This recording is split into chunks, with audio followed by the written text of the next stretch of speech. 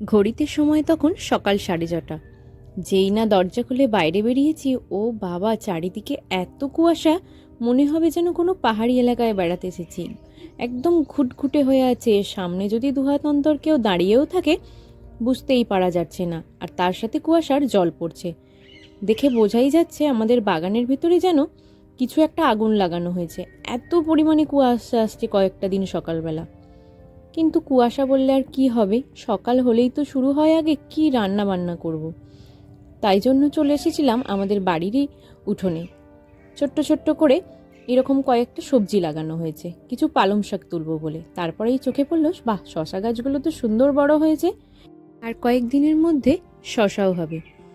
যাই হোক, নিজেদের বাড়ির এই সবজিগুলো খেতে কিন্তু দারুণ লাগে। তারপরেই নিতে চলে এসেছিলাম শিম। গাছে এত পরিমাণ শিম হয়েছে, দেখেও ভাল লাগছে। আর এরকম গাছ থেকে সবজি তুলে রান্না করতে আমার তো বেশ মজাই লাগে। নিজেদের গাছের টাটকা সবজির স্বাদই আলাদা। এখন তো আমরা যা কিছুই খাই না কেন সবটাই ভেজাল। আর বাড়িতে যেগুলো তৈরি হয় চেষ্টা করি সেগুলো ওষুধ না দেবার। হোক না পোকা, একটু বাদ দিয়ে খেলে অসুবিধে তো কিছু নেই। আমাদের যাদের গ্রামে বাড়ি প্রত্যেকেরই বাড়িতে কিছু না কিছু সবজি পাওয়া যাবে। বিশেষ করে শীতকালে তো অনেক রকম সবজি পাওয়া যায়, তাই প্রত্যেকের বাড়িতেই কিছু না কিছু সবজি এই শীতেতে লাগানোই থাকে। আর আমাদেরও শিম গাছটা এক গাছ ভর্তি শিম। প্রয়োজন মতো কিছু শিম আর পালং শাক তুলে নিয়েছিলাম। আমাদের পাশের বাড়ির কাকুদের বাড়িতেও লাউ শাক তৈরি করা আছে। এত লাউ হচ্ছে কচি কচি, আমাদেরও খাওয়া হচ্ছে। আমরাও ওদেরকে শিম পালং শাক দিচ্ছি, ওরা দরকার হলে নিচ্ছে, আমরাও ওদের থেকে দরকার হলে নিচ্ছি। এটাই আমাদের গ্রামে থাকার একটা সুবিধা। আশেপাশের মানুষদের সাথে ভাব ভালোবাসা রেখে চললে প্রত্যেকের সাথেই কিছু না কিছু আদান প্রদান এখনো পর্যন্ত হয়েই থাকে। বেলার দিকে দেখলাম যাই হোক কুয়াশাটা কেটে রোদ বেরিয়েছে। যাই হোক, এবার একটু ঠান্ডাটা মনে হয় কমই লাগবে। ছেলের আবদার, ওকে নাকি একটু কেক বানিয়ে দিতে হবে। আজকে একটু কেক বানিয়েছিলাম, তাই জন্য গাজর বিট এসব দিয়ে চেষ্টা করলাম একটু অন্যরকম করার।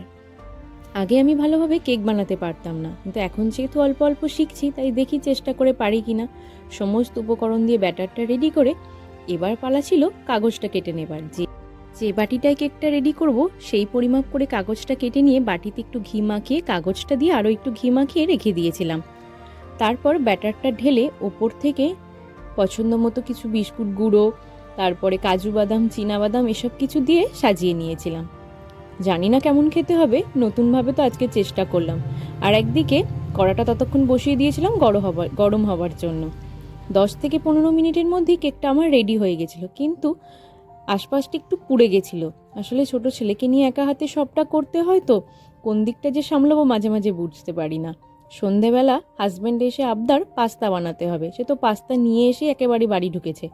ঠিক আছে, সবজিগুলো আগের থেকে কেটে একটু সিদ্ধ করে নিয়েছিলাম। তারপর পেঁয়াজ কাঁচা লঙ্কা ডিম দিয়ে পাস্তাটা এরকম শুকনো শুকনো রান্না করেছিলাম। অনেকেই পাস্তা একটু চিলি চিকেনের মতো করে খায়, যে বাড়িতে যারা যেভাবে বানায়। এইভাবেই কালকের দিনটা শেষ করেছিলাম।